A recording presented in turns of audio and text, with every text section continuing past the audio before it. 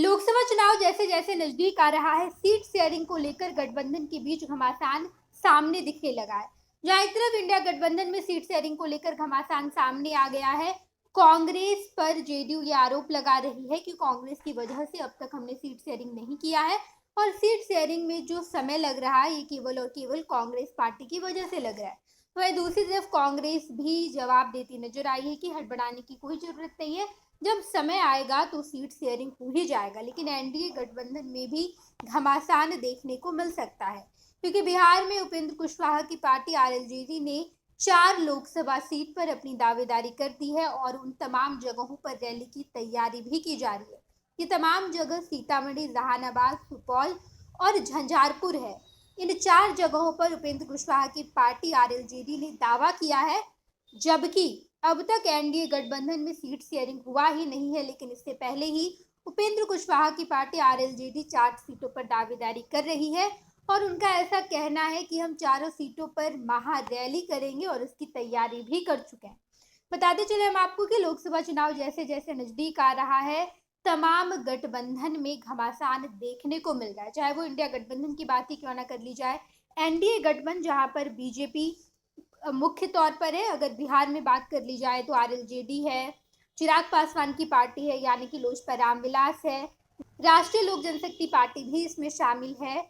लेकिन एनडीए गठबंधन यानी कि बीजेपी ने अब तक सीटों का बंटवारा बिहार में किया नहीं है। लेकिन इससे पहले ही उपेंद्र कुशवाहा की पार्टी आरएलजेडी, जो कि पहले मुख्यमंत्री नीतीश कुमार के साथ थे, उपेंद्र कुशवाहा नीतीश कुमार का साथ छोड़कर बीजेपी में शामिल हो गए। हालांकि उससे पहले उन्होंने अपनी पार्टी बनाई आरएलजेडी और उसके बाद बीजेपी की रुख कर चुके हैं वो।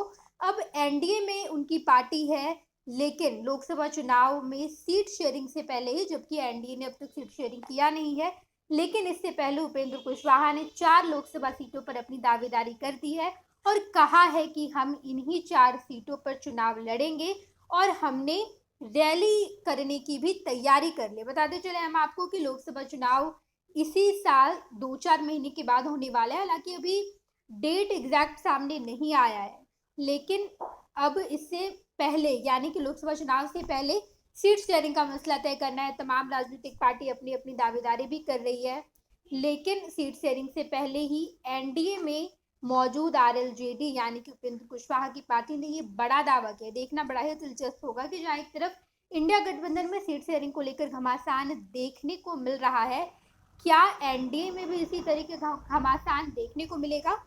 इस बारे में अगर कोई और भी अपडेट निकल कर सामने आती है तो हम आपको जरूर रूबरू कराएंगे। देखते रहें आप फर्स्ट प्रहार झारखंड। धन्यवाद।